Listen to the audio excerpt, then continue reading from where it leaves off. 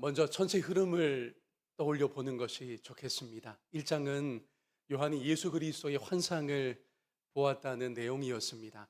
환상의 여러 내용 중에 예수님은 금촛대 사이를, 일곱 금촛대이죠. 그 사이를 거니시는 분이요, 일곱 촛대의 비밀을 가지신 분으로 알려졌습니다. 그리고 그 일곱 교회를 향한 계시로 말씀으로 그 환상이 이어져 나갔던 거죠. 2장과 3장의 일곱 교회를 향한 그 계시의 말씀을 우리가 어제까지 살폈습니다. 특별히 3장 끝에 구체적으로는 라오디게아 교회에 주신 말씀이었는데요. 책망을 받아들여 회개하고 믿음 지키면 나의 보좌에 함께 앉을 것이다 라고 회복의 말씀도 주셨습니다. 그리고서 이제 요한은 하늘의 보좌 환상과 그곳에서의 예배를 보게 됩니다. 오늘 본문으로 연결해 주는 3장 21절을 보겠습니다. 이기는 그에게는 내가 내 보좌에 함께 앉게 하여 주기를 내가 이기고 아버지 보좌에 함께 앉은 것과 같이 하리라 고 말씀하셨습니다. 여러분, 계시록에서 보좌는 매우 중요합니다. 하늘 보좌에 하나님이 좌정하셔서 영광과 경배를 받으십니다. 이게 4장의 핵심입니다. 또한 그 보좌에 어린 양 예수께서 참여하시고 동일한 영광과 경배를 받으십니다. 5장의 장면입니다. 이와 같은 천상의 세계를 보기 시작하는 그 도입 부분 4장 1절을 확인하겠습니다. 이 일 후에 내가 보니 하늘에 열린 문이 있는데 내가 들은 바 처음에 내게 말하던 나팔 소리 같은 그 음성이 이르되 이리로 올라오라. 이후에 마땅히 일어날 일들을 내가 내게 보이리라 하시더라. 이 일 후에라는 말로 시작합니다. 그런데 헬라어를 잘 살리면 이렇게 번역할 수도 있어요. 저를 따라서 해주시면 좋겠습니다. 이것들 후에, 이 일 후에보다는 이것들 후에라고 번역하는 게 헬라어를 더 잘 살리는 것입니다. 그러면 이것들은 무엇일까요? 예수 환상을 보았고 일곱 교회 계시가 있었다라는 말입니다. 그것들 후에 이제는 보좌 환상을 내게 보여주신다. 이런 상황들을 이 표현 하나가 짚어주고 있는 것이죠. 그러면서 요한은 하늘의 열린 문으로 천상의 일을 이제 보기 시작합니다. 우리가 하늘이라는 것을 잘 이해하는 것 꼭 필요한데요. 계시록에서 하늘이란 이렇게 특징 지을 수 있습니다. 하나님과 천상의 존재들이 거하는 곳입니다. 또 예수께서 오셨다가 다시 가신 곳입니다. 특별히 땅과 하늘이 많이 다르다라는 것을 알려주는 표현이기도 해요. 하늘 세계는 참되고 영원하다는 것이죠. 그런데 하늘에 열린 문이 있다는 사실이 땅의 성도들에게 얼마나 고난과 시련, 유혹 중에 소망이 되는지 모릅니다. 그리고 같은 1절에 이후에 마땅히 될 일을 보이겠다라고 하십니다. 이 표현을 우리가 잘 이해하는 것 또한 중요한데 미래를, 종말을 주목하라는 강조는 아닙니다. 그럼 뭐냐? 하나님을 주목하라는 표현입니다. 즉 하나님의 계시는 이루어진다는 거예요. 하나님은 전능자이시기 때문이라는 거죠. 그분이 주권자이시다. 그러니 마땅히 될 일들이다. 이렇게 강조가 초점이 있는 것입니다. 그러니까 여러분, 계시록은요 기본적으로 시간 순서, 시대 순으로 된 책은 아닙니다. 제가 중요한 부분을 지금 강조하고 있는 것. 물론 마지막 때의 완성의 비전이 담겨 있지만 오히려 공간 중심으로 환상이 펼쳐지고 있다는 거예요. 오늘 본문만 해도 땅의 일들, 그 위로 하늘 세계가 있다는 것을 펼쳐 보여주고 있는 겁니다. 시간적으로 이렇게 세대, 다음 세대, 또 그 다음 세대, 세대주의자들이 이런 식의 기틀을 놓고 말았어요. 좋은 것 아닙니다. 오히려 계시록을 새롭게 만나면 공간으로 우리에게 말씀하고 있구나. 땅에 교회들이 있는데, 땅의 세계가 있는데 이런 일들이 벌어지고 천상의 세계가 있다는 거예요. 하늘 세계에는 하나님이 좌정에 계시고 그의 어린 양이 계시고 24 장로들과 내 생물이 있고 거기 예배가 지금도 이루어지고 있고 오늘 본문은 경배와 찬양이거든요. 결국은요. 그게 종말에 있을 일이 아닙니다. 과거에도 있었고 지금도 천상의 세계, 하늘 세계는 하나님께 오롯이 예배와 경배를 돌리고 있는 거거든요. 그러니 시간 순으로 이렇게 간다라는 것이 요한계시록이다. 이건 온전한 설명이 될 수 없는 것입니다. 그러니까 저와 여러분이 이제 요한을 통해 하늘 문, 그 천상의 세계에 어떤 일이 벌어지고 있는지 더 나아가서 보겠습니다. 요한이 보좌를 봅니다. 거기에 앉으신 분이 보입니다. 4장 2절과 3절 말씀이지요. 내가 곧 성령에 감동되었더니 보라, 하늘에 보좌를 베풀었고 그 보좌 위에 앉으신 이가 있는데 성부 하나님이십니다. 앉으신 이의 모양이 벽옥과 홍보석 같고 또 무지개가 있어 보좌에 둘렸는데 그 모양이 녹보석 같더라. 이 환상을 요한이 지금 계속 보고 있습니다. 영광의 보좌에 앉으신 하나님을 요한이 목도하게 되었습니다. 거기에 보석들은 하나님의 영광을 나타내는 도구입니다. 무지개는 하나님의 영광의 광채를 나타냅니다. 그러나 사실은 영광의 하나님을, 하늘 세계 자체를 땅의 그 무엇으로 표현할 길이 없습니다. 인간의 언어가 감히 천상을 형언할 수가 없어요. 그래서 요한계시록은 무엇 같더라. 또 구약 성경을 연결해서 묘사하고요. 상징이 계속 사용되고 있다는 것입니다. 여러분, 계시록 4장의 환상은 아주 귀하고 근본적인 것이어서 저와 여러분을 근본 신앙 위에 세웁니다. 이걸 정리해 보겠는데요. 전광판을 보면서 함께 읽는 것이 좋겠습니다. 하나님은 예적부터 영원까지 왕이시며 주권자이십니다. 악이 득세하고 고난당할 때 하늘 보좌를 바라봅시다. 하늘 보좌의 뜻이 이 땅에 이루어지기를 항상 기도합시다. 아멘이시죠? 4장과 5장은 우리를 이런 근본 신앙의 자리로 이끌어 새롭게 하십니다. 우리는 또 주목하게 됩니다. 하나님의 보좌 주위로 있는 천상의 존재들을요. 그게 오늘 본문에서는 24장로들과 네 생물입니다. 24장로는 제가 여러분에게 묻습니다. 24장로는 사람일까요? 천사일까요? 천사입니다. 천사도 조직과 질서가 있어서 24장로는 아주 고위급 천사라고 신학자들이 설명합니다. 그들이 하는 일은 무엇일까요? 네 생물과 함께 하나님과 어린 양을 향하여 찬양과 경배를 돌립니다. 이들에게 예배가 일이라는 거예요. 또한 24장로는 하나님의 백성을 대표하기도 합니다.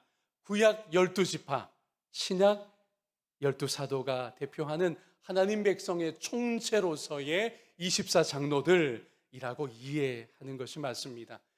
이들 24장로가 오늘 본문 4절에 흰 옷을 입고 있다라고 묘사되어 있어요. 그들도 하나님으로 인하여 영광 중에 있다는 것을 나타내 줍니다. 한편 네 생물은 역시 천사입니다. 천사장으로 추측됩니다. 앞뒤에 눈이 가득하다고 하지요. 탁월한 존재라는 뜻이에요. 통찰하는 존재들이고요. 6날개를 갖고 있고 각 생물이 특징적인 얼굴을 하고 있습니다. 중요한 건 이 네 생물이 하는 일인데 이들도 밤낮 쉬지 않고 하나님께 예배합니다. 이제 요한은 5절에서 7등불 곧 하나님의 7영도 보게 됩니다. 누구를 가리키는 걸까요? 성령을 가리킵니다. 구약 성경에서부터 성령은 숫자 7으로 표현되곤 했으니까요. 자, 그런데 이런 상황에서 하나님의 임재의 특성이 보입니다. 5절 전반부인데 함께 이 9절 읽습니다. 보좌로부터 번개와 음성과 우레소리가 나고, 여기까지만요. 번개와 음성과 우레소리. 여러분 어떻습니까? 친숙한 어떤 장면으로 우리를 데려가지 않나요? 구약에서 신의 산으로 하나님이 임재하실 때 나타났던 현상입니다. 하나님의 위엄과 놀라우심과 그리고 거룩하심을 나타내는 것들이었어요. 그 핵심은 여기에 있습니다. 저를 한 번 더 따라해 주시면 좋겠어요. 쉽게 다가오지 말라. 여러분, 번개와 우레소리와 감당할 수 없는 현상이 벌어진 것은 하나님이 어떤 분인지, 그분의 임재는 어떤 특성을 갖고 있는지를 우리에게 알려주는 거예요. 그 핵심이 무엇이냐? 쉽게 함부로 다가오지 말라는 겁니다. 왜요? 나는 하나님이기에 그러하다라는 것입니다. 여러분, 하나님은 초월자이십니다. 이건 매우 중요합니다. 하나님의 초월자 되심이 지켜져야 하고요. 이걸 이렇게 정리해 볼 수 있어요. 하나님은 내재하시면서 항상 초월하십니다. 초월의 의미는 무엇일까요? 하나님이 창조주이셔서 모든 피조물과 구별되신다, 완전히 다르시다라는 거예요. 그게 초월이라는 말의 뜻입니다. 모든 피조물은 하나님을 경외하고 찬양과 경배를 드리는 것이 마땅하다라는 존재 목적을 우리에게 보여주는 것이기도 하고요. 그래서 우리는 영적 싸움을 싸워야 합니다. 이 싸움의 대적이 중요한데 이거예요. 하나님처럼 되라는 사탄과 싸워야 합니다. 계시록 안에서는 하나님을 흉내내는 짐승과 싸워야 하는 것이고요. 제가 보기에 이 4장에서 이제 가장 인상적이고 교훈적인 장면이 4장 10절 말씀입니다. 함께 읽을까요? 24장로들이 보좌에 앉으신 이 앞에 엎드려 세세토록 살아계시는 이에게 경배하고 자기의 관을 보좌 앞에 드리며 이르되, 바로 이 부분입니다. 24장로들이 자기들의 금관을 이렇게 벗어서 어떻게 해요? 하나님의 보좌 앞에 내어드리는 이 장면이 아주 압권입니다. 여러분, 이들은 먼저 하나님 앞에 엎드렸어요. 복종과 예배의 자세입니다. 자기들의 금관을 벗어서 보좌 앞으로 내어드립니다. 이런 고백이에요. 하나님만이 왕이십니다. 홀로 통치하십니다. 홀로 영광 받으시옵소서. 아멘. 이겁니다. 얼마나 장엄하고 얼마나 온전한 장면인지 몰라요. 여러분, 이런 모습은요, 사탄과 정반대입니다. 사탄이 에덴 동산에서 하와를 어떻게 유혹했죠? 선악을 알게 하는 나무의 열매를 먹으라고요. 그걸 먹으면 너희 눈이 밝아져서 하나님과 같이 될 것이라고 그렇게 유혹했었습니다. 그렇게 유혹하는 자가 사탄인 거죠. 24장로들은 모든 존재의 근본이 어디에 있는지를 모범적으로 보여줍니다. 오히려 그들도 영적인 존재고 천사들이니까요, 영광의 관을 벗어서 하나님과 어린 양 앞에 내어드리는, 여러분, 이것이 저와 여러분의 신앙의 본분이요, 가장 핵심의 상징이 되기를 축복합니다. 하나님께만 영광 돌리는 거예요. 하나님만 왕이시라는 겁니다. 24장로들조차 자기들에게 주어진 왕관을 감당할 수 없었던 것입니다. 로마 황제들과도 정반대입니다. 여러분, 로마 황제들, 계시록 이 서신이 주어질 때 상황이잖아요. 로마 황제들은 신으로 숭배받기를 좋아했습니다. 늘 왕관을 쓰기를 좋아했다는 거죠. 여러분, 요한계시록은 그러니 신앙의 근본을 잡아주는 책입니다. 신앙을 바르게 하는 책입니다.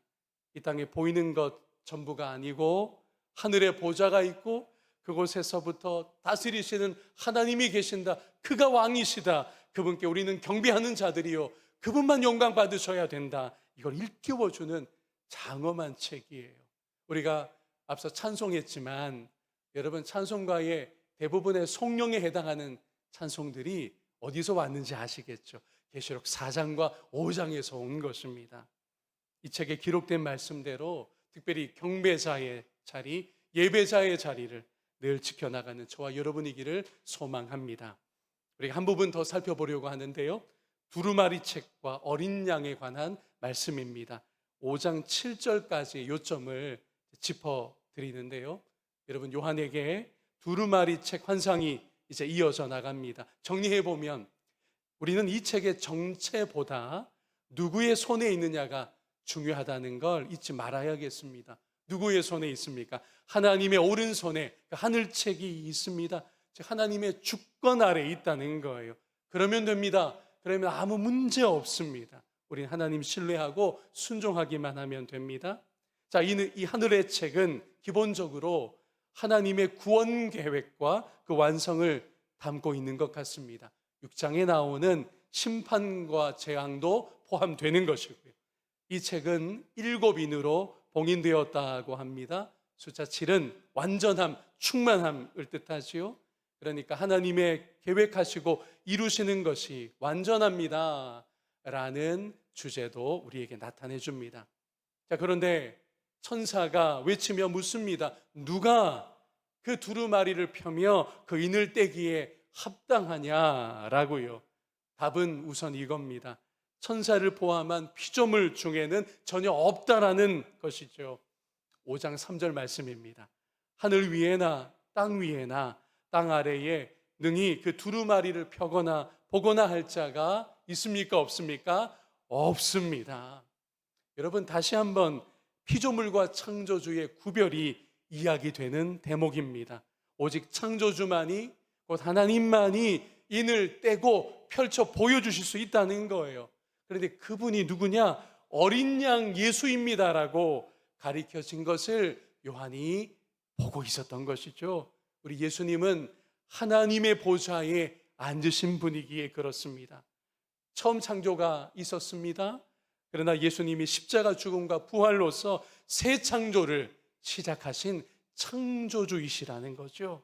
그리고 본문 5절에 따르면 유다 지파의 사자이십니다. 이건 창세기 49장에서 인용해 온 것이고, 또한 다윗의 뿌리이십니다. 다윗의 자손으로 오셨지만 다윗보다 먼저 계신 자라는 의미가 다윗의 뿌리라고 하는 표현입니다.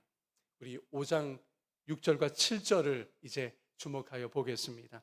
내가 또 보니 보좌와 내 생물과 장로들 사이에 한 어린 양이 서 있는데, 드디어 어린 양이 이제 환상 중에 나타났습니다. 보입니다. 일찍이 죽임을 당한 것 같더라. 그에게 7뿔과 7눈이 있으니 이 눈들은 온 땅에 보내심을 받은 하나님의 7영이더라. 그 어린 양이 나와서 보좌에 앉으신 이의 오른손에서, 여기 이제 답이 있습니다, 두루마리를 취하시니라. 아멘. 그 두루마리 책을 받을 수 있는 분, 펼쳐 그리고 인을 뗄 수 있는 분이 누구라는 건가요? 어린 양 예수 그리스도이신 겁니다. 어린 양은 우리에게 친숙한 이미지입니다. 예수님을 나타내는 이미지 중에 하나이지요. 그런데 요한이 본 어린 양 예수의 환상은 무엇보다 이런 모습이었어요. 일찍이 죽임당한 어린 양이었습니다. 그 모습, 그 주제를 이제 묵상하고 설교를 정리하겠습니다. 죽임당하신 어린 양은, 여러분, 이 표현이 우리에게 나타내는 핵심이 무엇이냐? 구원자이시라는 거예요. 죽임당하신 어린 양이라고 강조되는 건 그가 구원자이시다. 갈보리 십자가에서 우리를 위해 속죄의 죽음을 담당하셔서 우리를 구원해내신 분이다 라는 걸 힘있게 보여주는 겁니다. 유대인은 힘 있는 구원자를, 로마 제국은 군사력을 추구했지요. 그러나 그 가운데서 죽임당하신 예수님은 참으로 독특하고 유일한 구원자가 되시는 겁니다. 유대인들은 세상적인 정치력을 가진 메시아를 기대했지만 예수님의 진정한 힘은 오히려 십자가의 순종함으로 대속의 죽음을 죽는 진정한 그 능력이 있었던 것입니다. 마지막은 여기에 있어요. 오늘 교회와 성도들이 믿음 지키는 길이요, 힘쓰는 데 있지 않아요. 세상적인 힘에 있지 않습니다. 십자가의 길에 믿음 지키는 길이 있는 줄로 믿습니다. 말씀 정리하겠습니다. 사랑하는 여러분, 오늘 우리가 계시록의 이제 본격적인 중요한 구간을 살피고 묵상했습니다. 이 땅을 우리가 살아가고 있지만 하늘 보좌가 있다는 것을 여러분 늘 잊지 마시기를 바랍니다. 땅에 보이는 게 전부가 아니에요. 이 땅의 시련과 유혹이 결코 우리를 어떻게 할 수 없습니다. 왜냐하면 실체는, 진짜 실상은 어디에 있기 때문이죠? 열린 문 위에 있는 천상의 세계에 있기 때문인 줄로 믿습니다. 우리의 본분은 하나님께, 그리고 그의 어린 양 예수께 찬양하며 경배하는 것입니다. 특별히 예수님을 어린 양으로 요한이 환상 중에 보면서 그분이 일찍 죽임당한 분이라는 걸 확인했습니다. 십자가 죽음입니다. 그 죽음으로 구원해내신 예수 그리스도이시죠. 그러므로 땅의 교회들이 성도들이 살아가는 삶의 방식도 힘으로가 아니라 당시 로마 제국의 방식 아니고 유대인들이 내다보았던 세상적인 권력으로서의 정치력으로서의 메시아가 아니고 십자가의 정신만이 저와 여러분에게 합당한 줄로 믿습니다. 십자가의 길, 십자가의 정신으로 오늘도 이 땅의 성도됨을 계속 지켜나가는 저와 여러분이기를 주의 이름으로 축복합니다.